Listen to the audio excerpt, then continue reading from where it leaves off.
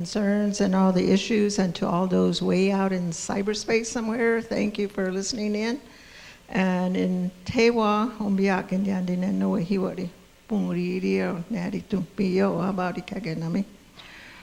So I think we left off with this slide because it is that volcano that sits in the midst, and if you can see the dot where Los Alamos is, it is amazing that Mother Earth has allowed them to even be there. I keep praying that they'll shake the land for them and that they'll soon cease with their experimentation and development.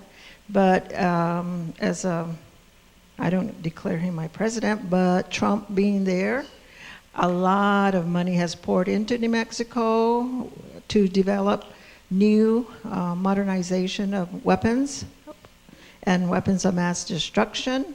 And they're developed, tested in the Los Alamos National Laboratory, which is in our sacred lands. And so I think going back to the United Nations of 2007, when indigenous peoples were given, finally recognized as humans, human rights of indigenous peoples, that all the indigenous nations of the world should be united in this effort, especially this year that the United Nations has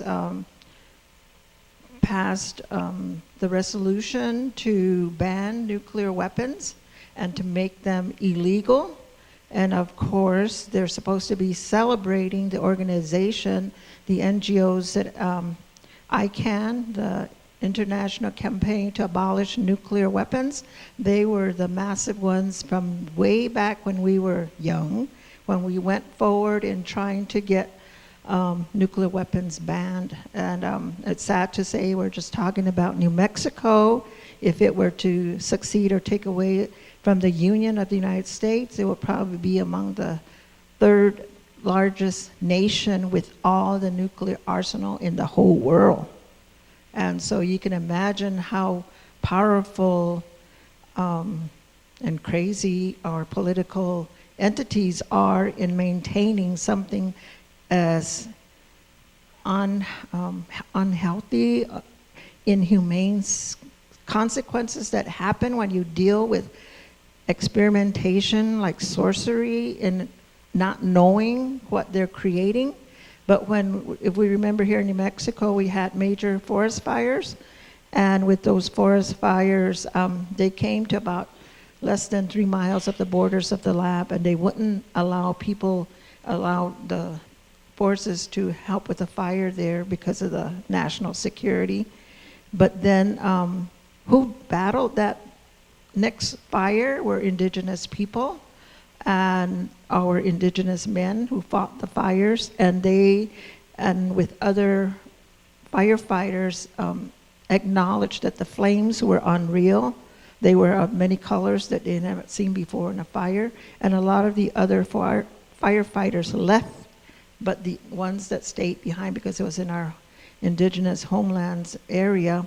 But you would think that the multi-billion-dollar budget that the lab has, they would have their own forest fires, or that they would have their own way and not use our taxpayer money. As indigenous people, we do pay taxes. I know that's something that we keep telling everybody, that we are part of having to pay for our political entities there, the politicians. So those politicians should be accountable to us, the people that know the harm, the deaths, the genocide that's still continuing, the terroricide that's still happening. The colonization mentality has left a lot of trauma in people throughout the whole world and here in New Mexico. And sometimes our own people are so traumatized that they won't speak out. And so that's why Teo Women United has 4 programs that really combine mind, heart, and spirit, enable to be well and enable to be centered and enable to be in connection with our Mother Earth. I know I've got slides, but I don't know what's on them. I said, see them. Okay, so executive order is what took away our indigenous lands, so that's a copy of it. And then thoughts are powerful, so all of us here and throughout the world, if we can focus our thoughts on positive things. And so one of the things that, statements that I usually have on my email too is that healing thoughts, healing energy, healing light, illuminate all parts of our brain so that the darkness that is hiding as fear, anger, shame, guilt, whatever the colonizers have put in us, let that vanish and let us be a wholeness of people so we can stand together to declare wellness for all worlds, all peoples. So in our organization, we have included our indigenous values with the Euro-American 501c3 model in order to be centered in who we are. So these are some of our values. Next. And some more in Tewa and what it means to be of mind, heart, and spirit. And so Two World Harmony starts from within. So all of us, although a lot of the information we're getting are in our technical mindset of the American model, but if we center on healing within, we have the power to change. We have the power to make the change. So we have the power to make those that are harming us accountable for their actions, and don't be afraid to speak truth to fire. And again, this is a statement of what will be transparency. Next. So the butterfly wings are two worlds, the Euro-American and indigenous, working together to really strengthen our identity. If you know who you are, you know what you stand for, you know that you're not going to be defeated, no matter how much harm might come. 1 minute? Okay. Okay, omission, that's okay. Okay, so the culture of peace. In order to know the culture of violence, you have to know the culture of peace. And the culture of violence is very parasitical. It will not exist if you don't give it the energy of your being. And I think that's what the United States right now is working on, the concept of terror, terrifying us, making us fearful, putting us, like the statement earlier, in the belly of the beast. The belly of the beast is being fortified, and we're cocooned inside, and it's like that Wizard of Oz, you're being murdered, no. So please get out of the belly of the beast. When you crack that eggshell, it is calcification that has happened to keep us separated from all peoples of the world. So my message to everybody is that what we know in the nuclear industry, it's toxic, it is poisonous, it is coming from the three hierarchical model: militarism, consumerism, economic based on war, and then the racism. So if we know that's what the culture of violence is, go towards a culture of peace, because that informs all of us how to be together, united, and not be judgmental in any way, because we are all on the healing path. We all need to be there for each other. So as an elder from the community, I thank all of you again, and be truthful to your mind, heart, and spirit in your deliberations. Thank you.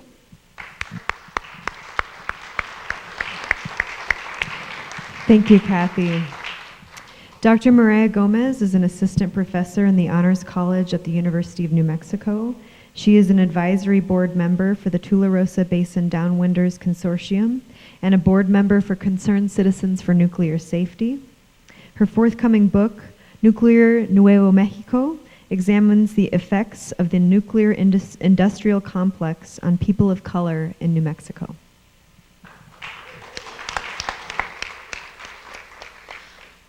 Excuse me, it's really a privilege and an honor to be with these 5 specific people who I'm at the table with, because these people have informed my life and my work so much, more than they probably even know before, they've been doing this work so much longer. And as I've been working on this for about the past 10 years, although my history goes deeper and I'll get into that, it's been a privilege slowly to meet them and and really have them be part of my life, not just influence based on what they do. So thank you all for being here, and thank you all for having me.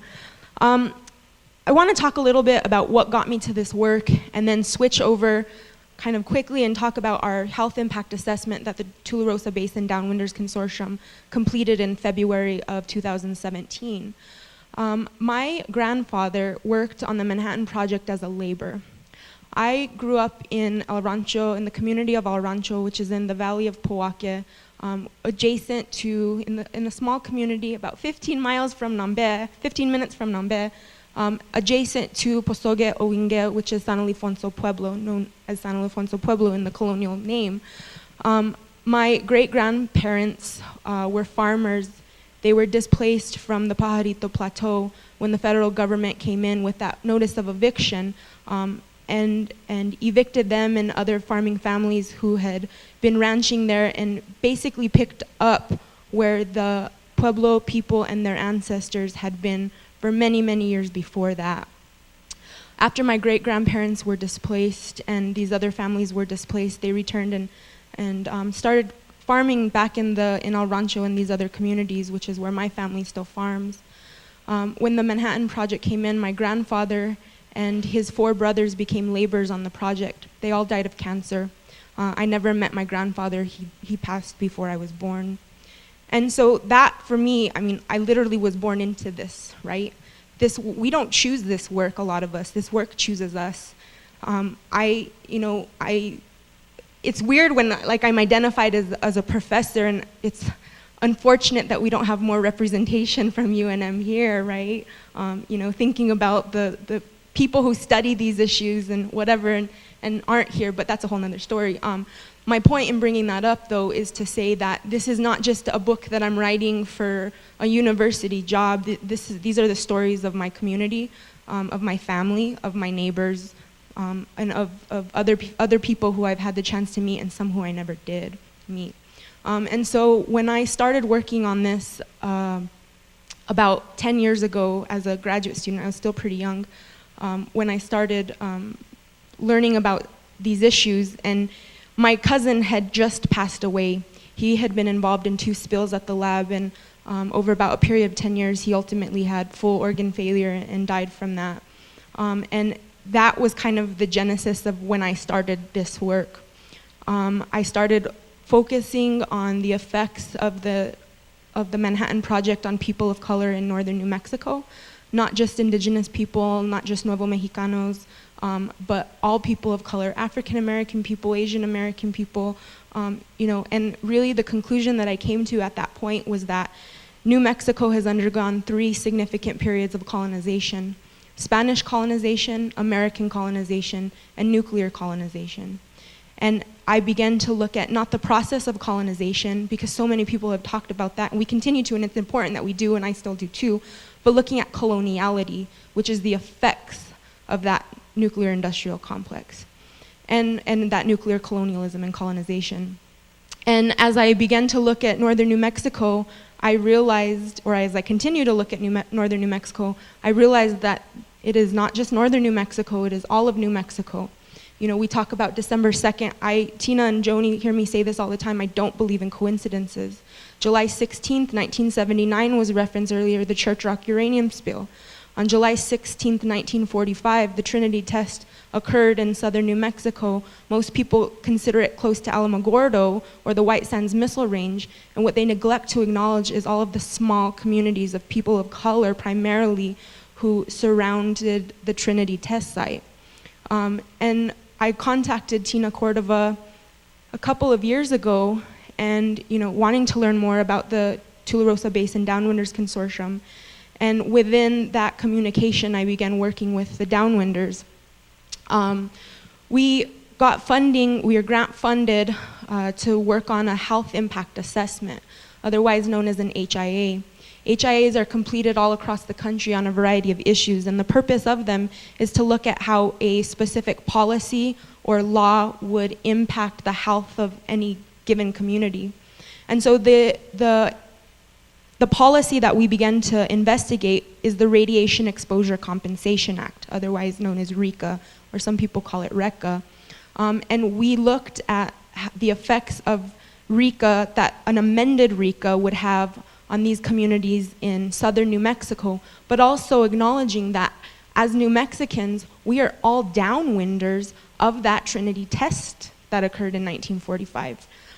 Even all the way through Mexico, if you talk specific numbers in the way that the testing is set up. And so with RECA, it's actually split into 3 parts.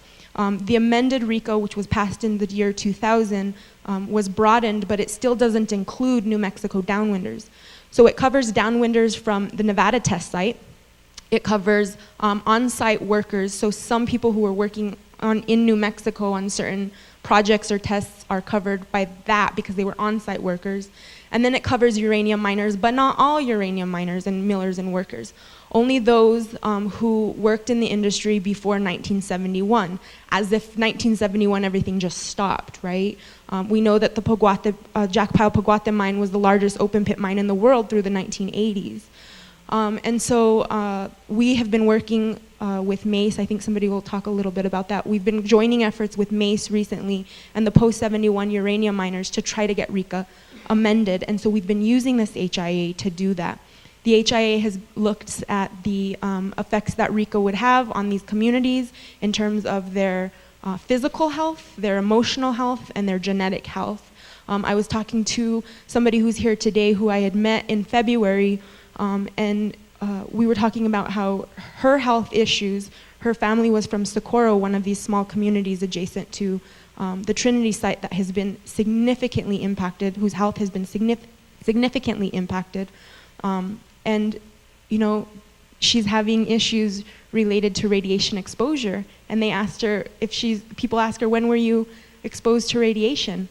Well, it's genetic, right? You know, with some of these older individuals who are exposed to tests like the Trinity test or other types of, you know, uranium or radon or whatever, there's a latency period for them to develop these illnesses.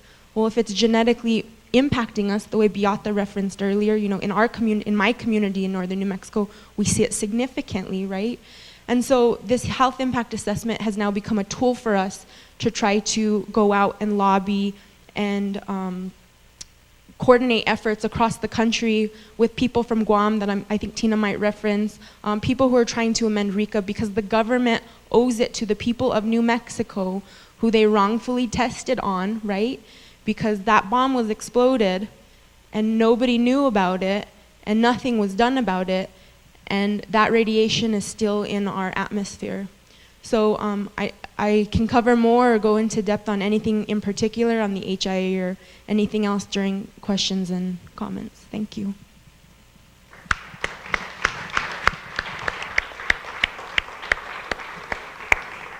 Thank you so much, Mara. Tina Cordova is a native New Mexican born and raised in the small town of Tularosa in south central New Mexico. In 2005, Tina co-founded the Tularosa Basin Downwinders Consortium with the late Fred Tyler to bring attention to the negative health effects suffered by the unknowing, unwilling, and uncompensated innocent victims of the first nuclear blast on Earth that took place at the Trinity site in south central New Mexico. Tina has a Bachelor of Science and a Master of Science degree from New Mexico Highlands University, where she majored in biology and minored in chemistry.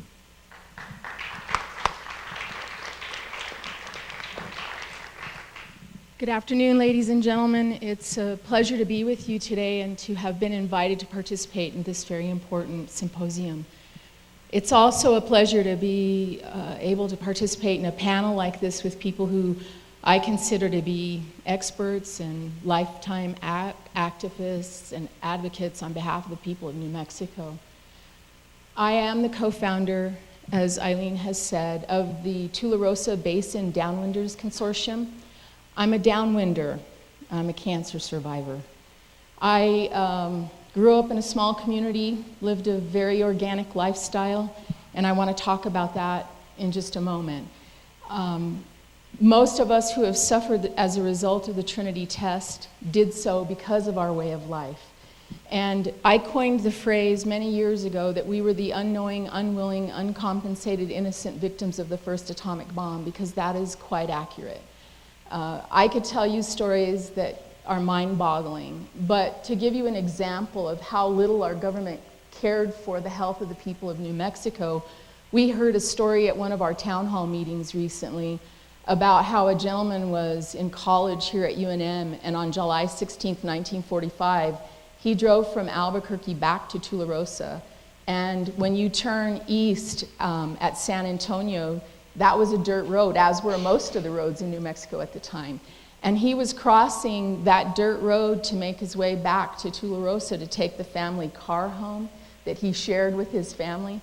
And they didn't even have the sense to close that road. And by the time he got to Tularosa, he had what he described as maybe the worst sunburn of his life. And that man has suffered ever since with a multitude of different cancers. And you know what he told me? He's in his 90s. What he told me was, I felt horribly guilty because I brought the radiation home with me and I lost both my parents and my sister to cancer. He never thought about the effect that it had on him. There was no concern given to the people of New Mexico when they did the test at Trinity, and there's been no concern given to the people since then. The Radiation Exposure Compensation Act was set up 27 years ago. It has paid out over $2 billion in claims to other people. Everybody in New Mexico should be standing up and shouting out that that is so unfair, and this is a moral and an ethical issue, nothing more, nothing less. That $2 billion would go a long way in taking care of people, but what's more important is there's this health care coverage card that they give you, right? I went to a meeting recently of the Cold War patriots, and I had a hard time remaining composed because they talked about the benefits that people receive when they get one of those cards. They get the best care available, no questions asked, no co-payments, no co-insurance, no limits, no cost for medication. They can go any place that they need to go to make sure they can take care of their health. They get 24-hour, round-the-clock nursing care. My father died of cancer at the age of 71 after suffering like an animal for 8 years. I can't tell you how many times in the middle of the night I had to Google search, process to get him through the night. My dad had no risk factors for the cancers he had except that he was a 4-year-old child living in a downwind community after the Trinity test. They detonated that bomb 100 feet off the ground and they created this enormous radioactive fallout. For days afterwards, the history is very well documented. For days afterwards, an ash settled out on everything.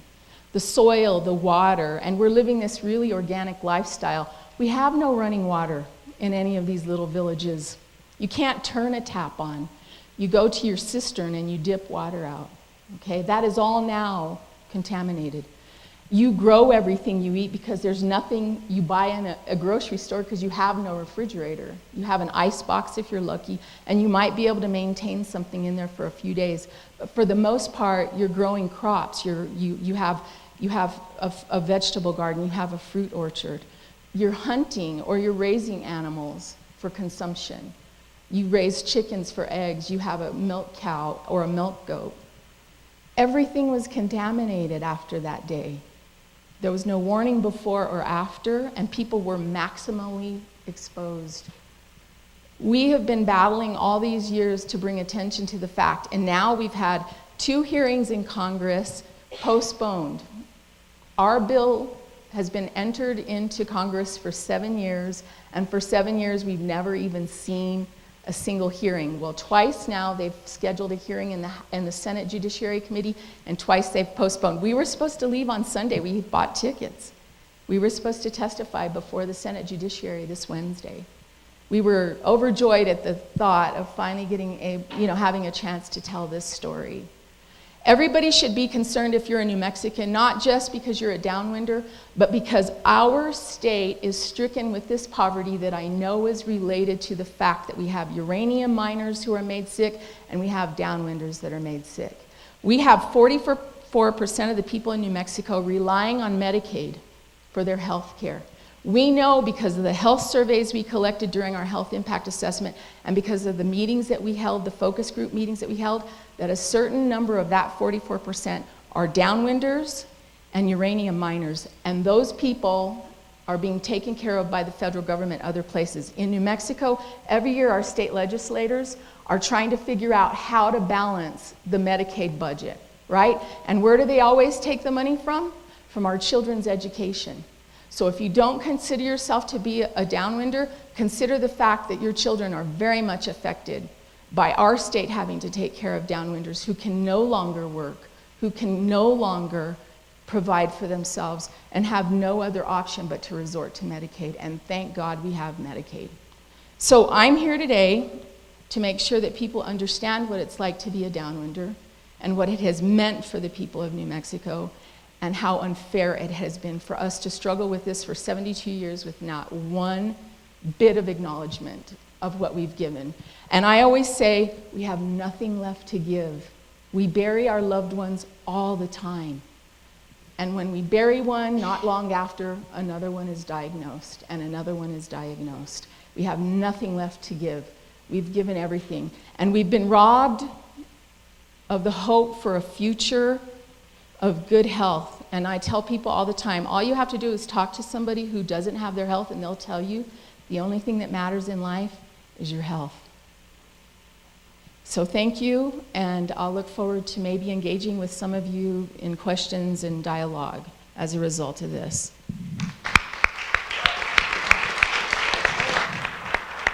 Thank you, Tina. Joni Ahrens is a co-founder and executive director of Concerned Citizens for Nuclear Safety.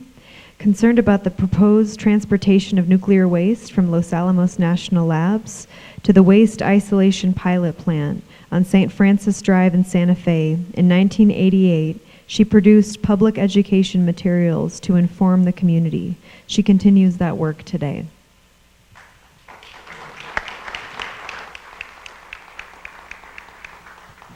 Okay.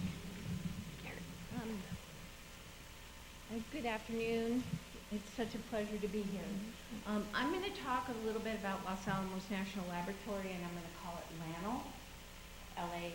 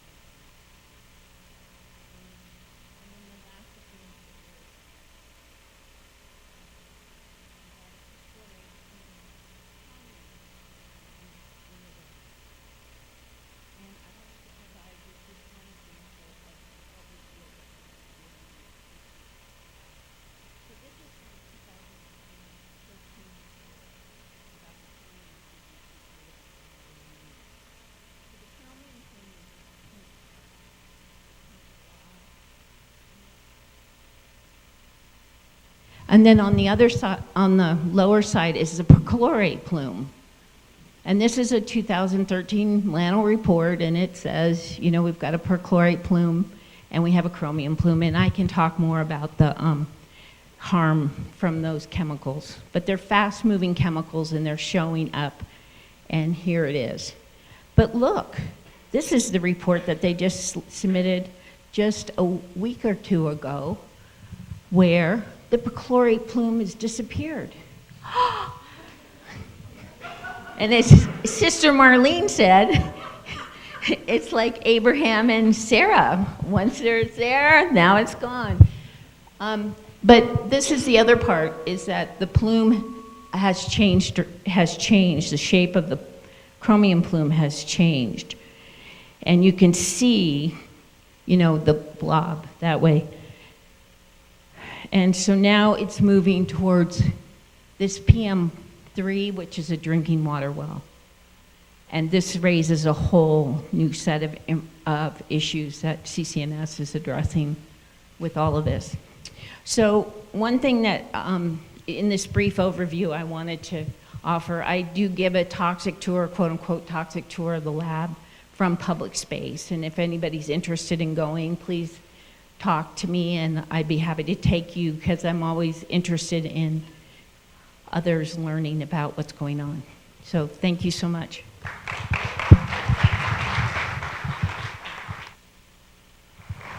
Thank you so much, Joni. All right, our last panelist, Jay, is going to go, and then we're going to open it up to a Q&A. So Jay Coughlin is from Nuclear Watch, New Mexico. He's worked successfully against radioactive incineration at the Los Alamos National Lab and in the Clean Air Act, Freedom of Information Act, and National Environmental Policy Act lawsuits against the Department of Energy. Among other things, he prompted a 2006 independent study that concluded plutonium pits last at least a century, leading to congressional rejections of new design nuclear weapons and related expanded plutonium pit productions.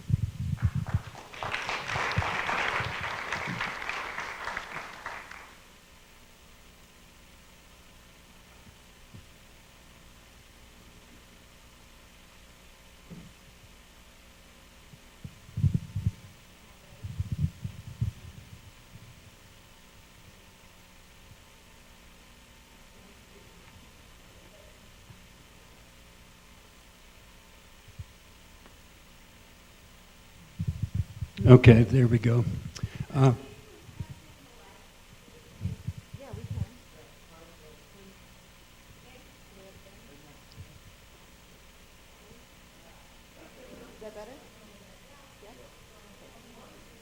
either that or really dim. Now just move the slides by doing that. Okay. All right, if it's dark, I'm afraid I'll put you all to sleep, but here we go. You know, it's nice to see old friends and colleagues, so hi you all old folks, but you know, I especially like seeing young people here, and that's good. I want to particularly appeal to you all, you know, to get involved. And I'll start off just by dating myself. I was 12 years old during the Cuban Missile Crisis. And I can tell you that the fear of nuclear Armageddon was palpable in my childhood. I used to have nightmares about it. And when the Cuban Missile Crisis happened, my father was a military advisor on the island of Taiwan. And I remember the adults saying, "Oh, we better go back home because of the Cuban Missile Crisis." Then they all went, "No, wait a minute, we're probably safer here on the other side of the world." So, you know, I'm just using this personal story to illustrate, I mean, we are talking about global catastrophe, and all you quote, young ones are blessed with such stalwart leaders such as Trump and Kim Jong-un, and, you know, get concerned. They can really ruin your world. So, again, I'm appealing to you all, to the younger folks, to get involved so we can have a world for children, grandchildren, etc. Now, knowing that time is limited, this panel was billed as being about the treaty and about nuclear weapons research and production. So my presentation is essentially about how the U.S. is in no way observing the treaty and is not about to sign. But the treaty itself, which was passed by 122 countries at the United Nations in June, and now signed by 53 countries, you know, it's the first treaty to outlaw the final class and the ultimate class of weapons of mass destruction. And we need to look at the irony that there has already been long existing prohibitions against chemical and biological weapons, and also landmines and cluster munitions and that kind of thing. And here it is now that finally we have a ban against nuclear weapons, which of course the United States and the other nuclear weapons powers are staunchly opposing. Now, do turn your TV on December the 10th and watch the Nobel Peace Prize award ceremony. Again on the 10th out of Sweden. It's probably at some ungodly hour for us. But it is remarkable. I think it was a very shrewd move by the Nobel Award Committee to grant the international campaign for the abolition of nuclear weapons, giving it the Peace Prize and the visibility that it deserves.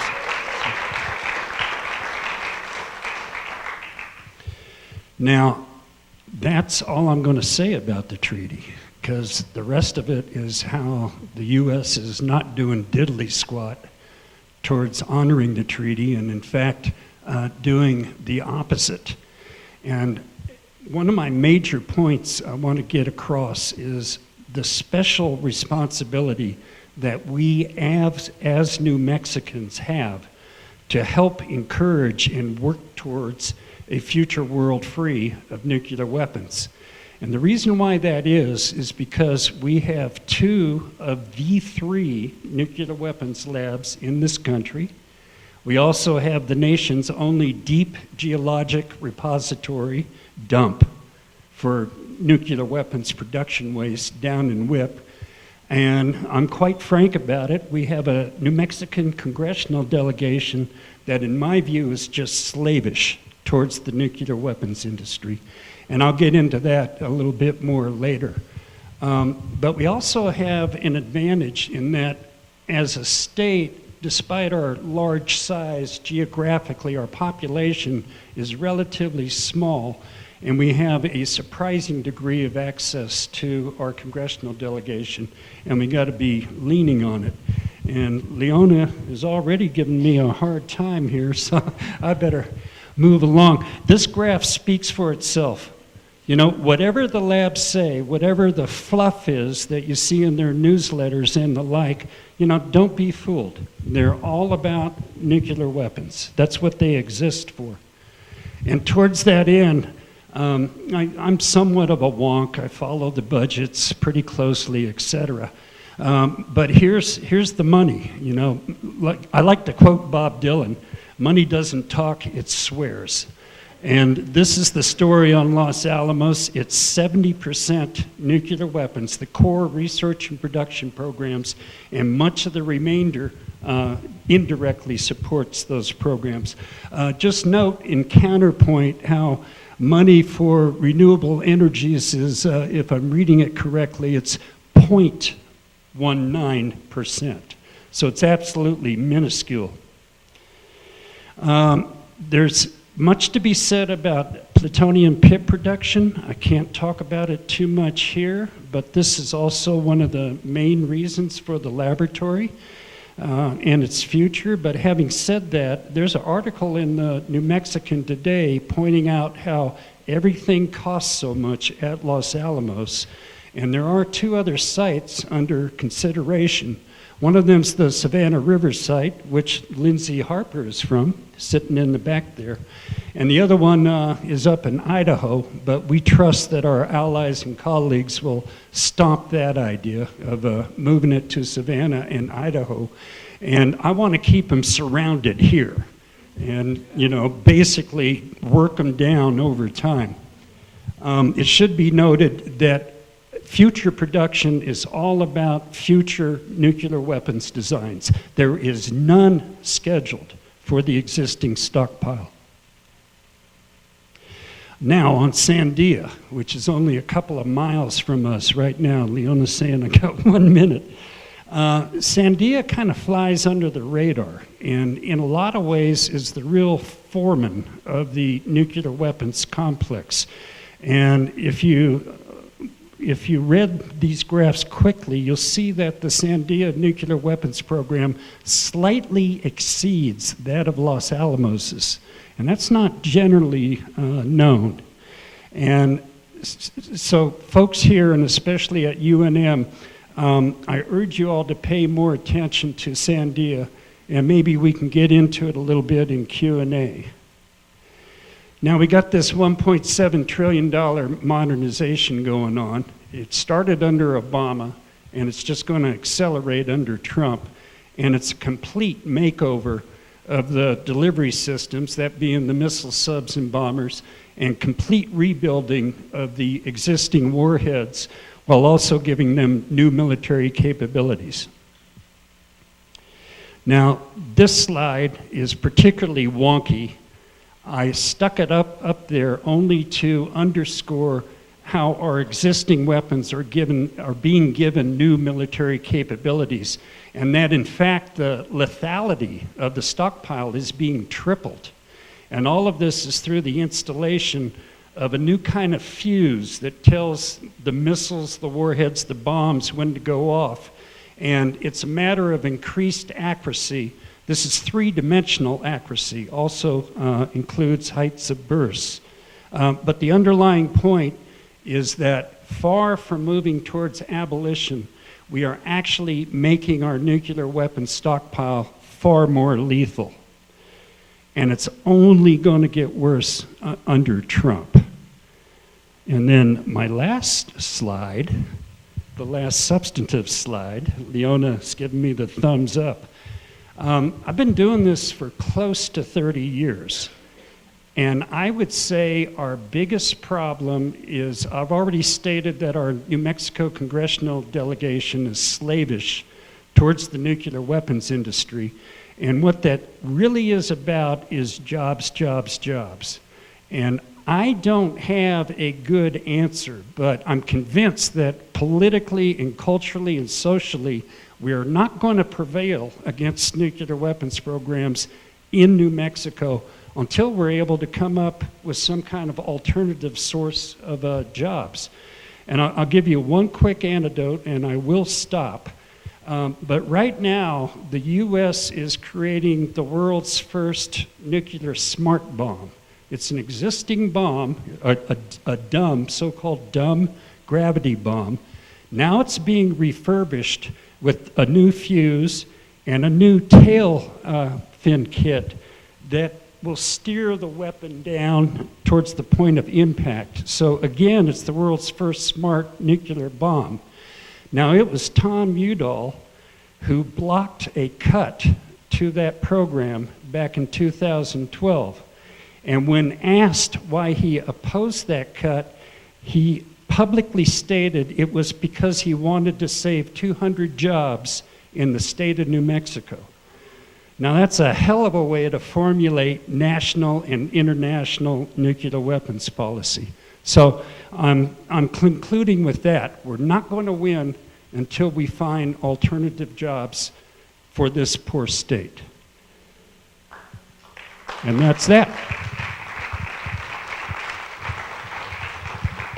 All right, thank you so much, Jay. Well, we've got a little bit of time. We're going to eat into the break just a little bit because we really do want to Q&A, have some time for Q&A. So where are questions? Raise your hand and I'll come find you with this microphone. Okay, Leona will find you with the microphone. All right, we've got one here. Everybody raise your hand if you've got a question for this awesome panel. Any other questions? Okay, then Ray back here, and then...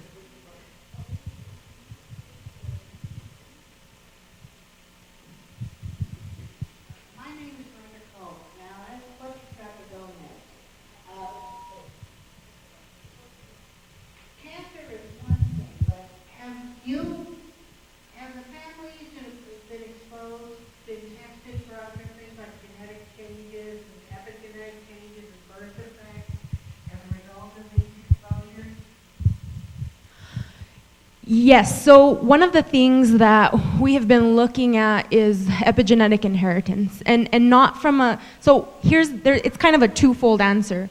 The first part is that people will discredit our research in some ways because they say it's anecdotal, right?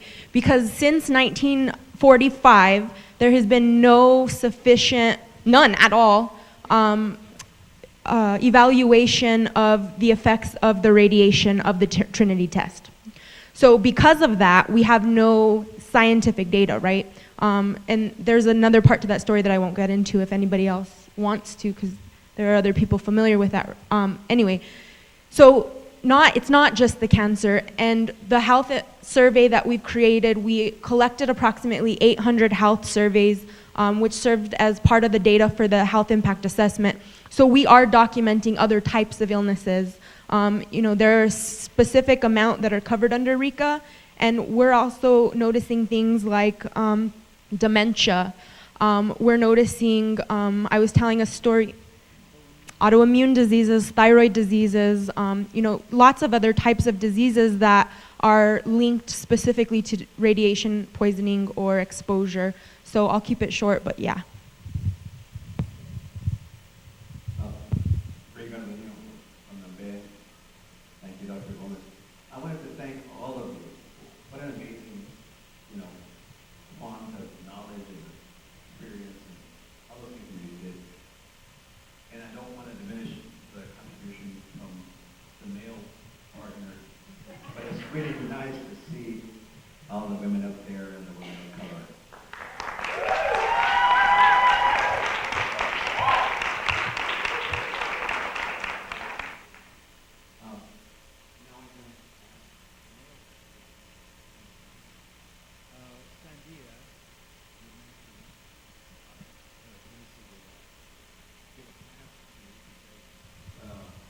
In my experience, I was disoriented before even asking a question about it. And I was also told that I was poking a sleeping bear that has a tremendous economic presence, to the tune of 2.7 billion or something, some number that I wouldn't be able to understand. And I kept asking questions, and I know that Dave McCoy will be here tomorrow. We'll be talking specifically, I think, about some of the things that are going on there. But there's some stuff going on in San Diego, as you say, just down the way. And it's really criminal. It's beyond just stuff that's happening. It is criminal and it is directed at this community. One of the things that I learned from asking these questions was that when I asked, is Albuquerque a target for whoever is going to be setting off nuclear bombs? And I was told yes. I said, what will be the effect in Albuquerque? And the answer was, it will become a sheet of glass. I mean, it won't be a situation where people will become dead, but they will be encased in glass. So, yes, it was not only ask the question, but it was really strong, and thank you for it. Although Tom Udall and Martin Henry are good people, I think, except in this area. Okay, I'm not quite sure what I'm supposed to answer, but yeah. The question is, do you have the information about the warheads that are stored at Manzano Mountains? I was told upwards of 5,000 warheads that were supposed to be shipped out, and when I asked the question, they said, we can neither confirm nor deny.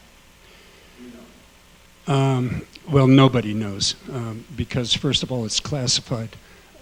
So nobody knows the exact numbers. There is for sure the Kirtland Underground Munitions Storage Facility, which they moved it out of the Manzanos, and it's now less than 2 miles south of the runways at Albuquerque International Airport. I know where to look, but there's not much to see. It's just pretty much flat ground, and it's all underneath. It's believed to be up to 2,500 intact warheads. They're not in the active stockpile, they're in reserve. They're the weapons that George Bush Sr. withdrew in the early 1990s. Now, I know I can't hog too much time. My second point is that Sandia, and more specifically Kirtland Air Force Base, is a nuclear weapons complex unto itself. The Air Force has its National Nuclear Weapons Center. It has the Space Laboratory. It has the Underground Repository of Warheads that I just mentioned. And it has Sandia Labs. So Kirtland Air Force Base is an extremely powerful entity. Concerning economics, and I'm going to have my graph out as a handout, but the annual budget at Sandia is around $3 billion. But one thing it does is claim an economic multiplier of 3, which is, if you know any economics at all, is pretty much impossible. It's a real difficult thing to refute. But in the decades I've been doing this, let me say there's a lot of economic propaganda that DOE puts out.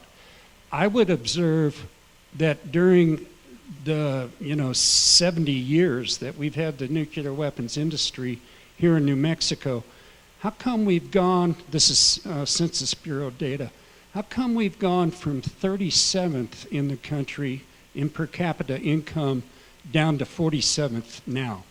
Where's the benefits, the broad benefits for all New Mexicans instead of just on the hill at Los Alamos or just around Sandia here? All right, do we have one more question? Leona? Okay, all right, Leona. Okay, sorry. Jump in here.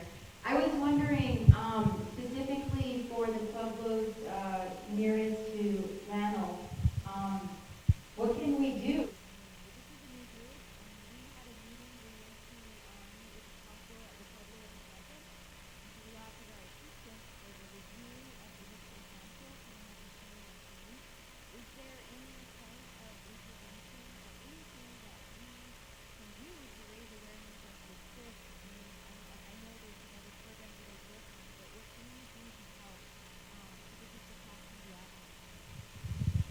I think Table United has 4 programs, and it's because we've noticed a lot of the impacts to women and children. And so I think outside sources to help with making sure that we do have a health clinic that is for women and children, that would be a plus, because those are the ones most impacted immediately, because it passes through the placenta barriers, and we are seeing an increase in the inability to have births, and then there's a lot of miscarriages happening. So I think coming at from a woman's perspective on all this is a really strong plus that we need to encourage, and outside assistance will be greatly appreciated, as opposed to if we went politically from the top down, government to government. That is sort of like a man's territory where women aren't allowed to really voice concerns. But I think if we come from it from connections to Mother Earth in our mind, heart, and spirit, and make that pressing point to go by, I think that would be good. And then water qualities are different in that when you talk about sovereign nation and how they deal with their water sources and stuff like that. But if you're talking about a regional aquifer being contaminated with those, I think it goes beyond just a Pueblo boundary issue. So that would be good to have that. I don't know, Beatriz. There's a lot of ways. I think one is really working to form those relationships with tribal nations that our government is not willing to do on a government-to-government level. So can we as people recognize place and that these are tablelands that we are on, and start to bridge relationships with the peoples who still exist here, who deserve health care, as Tina was mentioning, advocate for these RICA amendments that TBDC is putting forth. Go to Communities for Clean Water. There's a shared value statement. Join us in our value system and our love and respect for water that we hold. Help to support that Indigenous issues around food sovereignty and return to our traditional foods as much as possible. And what is it going to take for that food and seed sovereignty to remain strong in the face of a lot of these environmental impacts? And again, we need students learning environmental law. We need students learning a lot of these ways that they can advocate for health, that they can even perform these health studies that we so desperately need in the face of environmental and scientific racism, where the harm that we know is happening, unfortunately, isn't given much attention unless it's validated by the scientific community. So we need that scientific community to help elevate the issues that we see happening. Until this racism is eradicated, unfortunately, that's what we face.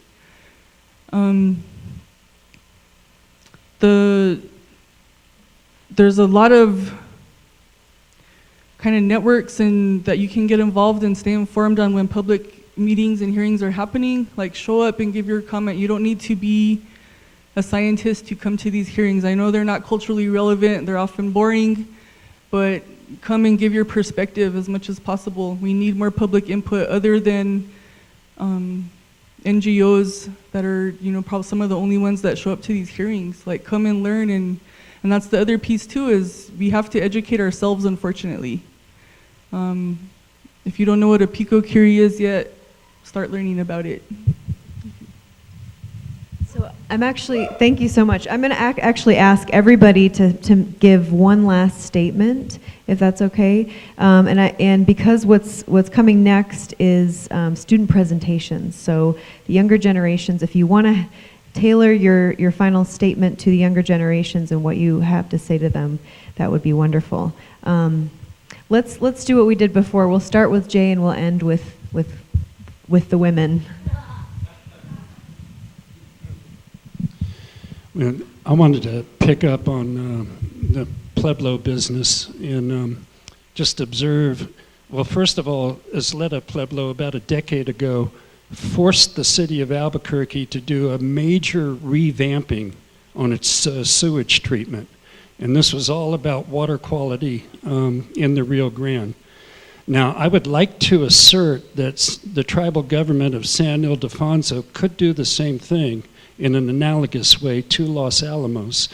As Los Alamos Canyon runs, San Island's directly downhill from Los Alamos, and it is an indisputable fact that plutonium contaminants are going down that canyon across San Island to the Rio Grande. And I don't have any inroads myself into the San Ildefonso tribal government. I'm merely stating I would love to see them get tough with Los Alamos. It would make a real difference.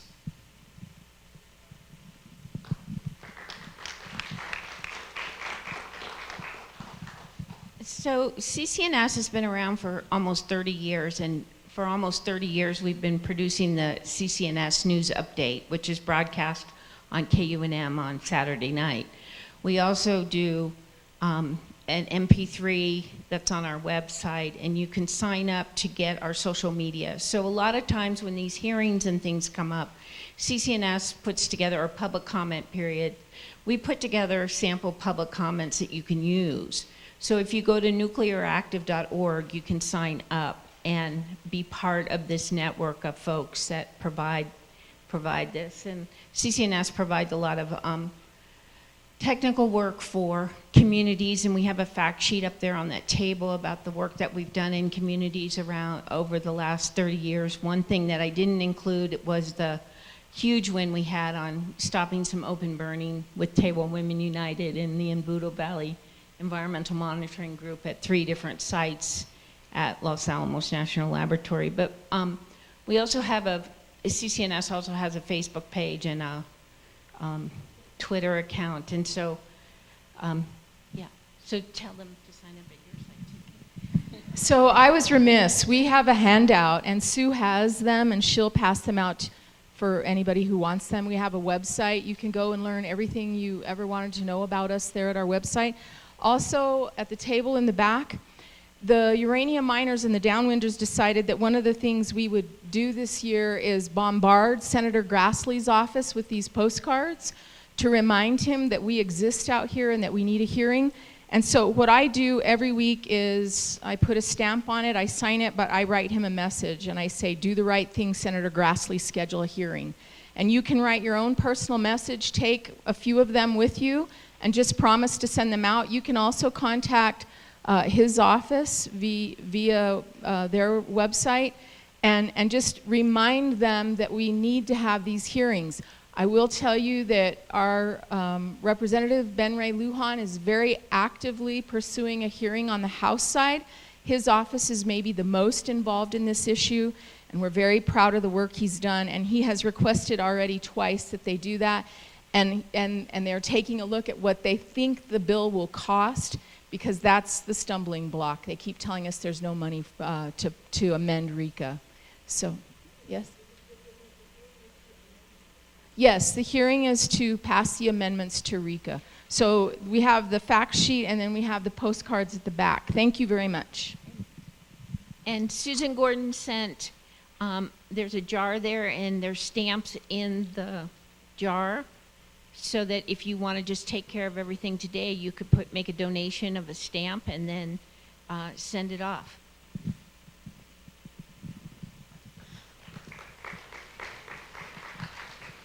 As Tina mentioned, the website is www.trinitydownwinders.com. It's actually at the bottom of the fact sheet. You can access the health impact assessment, the final report, on that website. I would encourage the students to go and read that report and learn more about how to conduct health impact assessments in your own communities.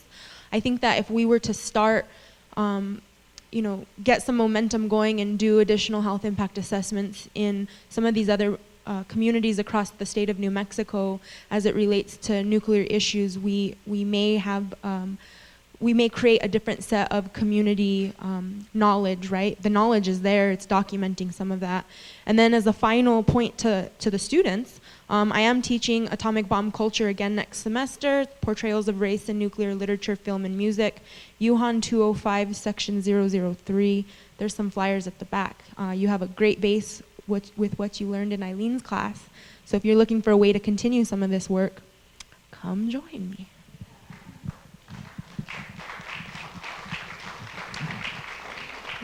Okay. So to the students, in understanding yourself and knowing who you are and understanding how a culture of violence uses terror and tactics. So we have developed historical trauma. We talk about the trauma rocks and how you can, if you're going to dismantle the beast, you have to understand the beast is within us. It has grown inside of us, and how do we get out of that cocoon, or how do we get out of that, and then what we need to do in order to be strong in knowing who we are and who you are. And then also, I think we're talking about writing letters. I think one of the sister organizations, Hope, has done a letter writing where we've asked people from all over the world and people to write to our tribal nations and thank them for having their centering of concern around women, girls, and stopping violence against Mother Earth. The more they hear that other people are paying attention to what they're doing, that they'll become more aware that what they're doing isn't just within the tribal boundaries, but it goes beyond that. So that would be a good positive way. And tribal nations are recognized, some of them, but not all of them, within the United States. And so going to a UN outside indigenous status, that they have power that goes beyond just going from a sovereign nation to nation within the United States. I think understanding that the global connections of all people's lives, especially when you're talking about nuclear annihilation and what would happen, that we really need to not be fearful, but also be empowered to make those stops happen and the dismantling happening. Good.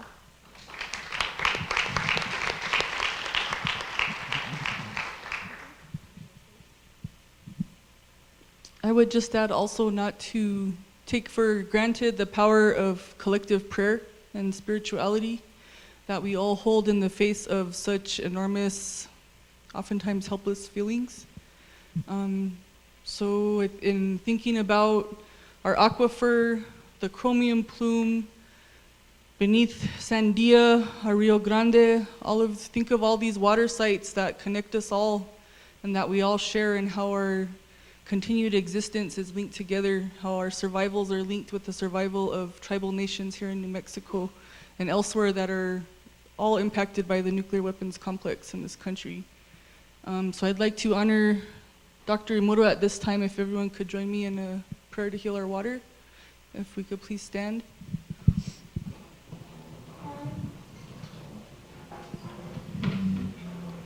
If you could just visualize in your mind's eye, in your heart, in your spirit, places of water source that are dear to you. And repeat after me. To the waters of the world, we are sorry, please forgive us. To the waters of the world, we love you. To the waters of the world, thank you. Kundoha.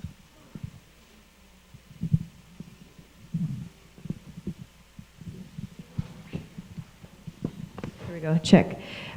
Let's give a round of applause for our incredible panel here. And I know that we didn't have enough time, and I know that there's more questions, but these folks will be around, and we can share some contact information if needed. We're going to take a break that's not really a break, so take about 5 minutes to transition into the student presentations, but I hope people will be able to stick around because these students have worked really hard and they were excited to share their research with you.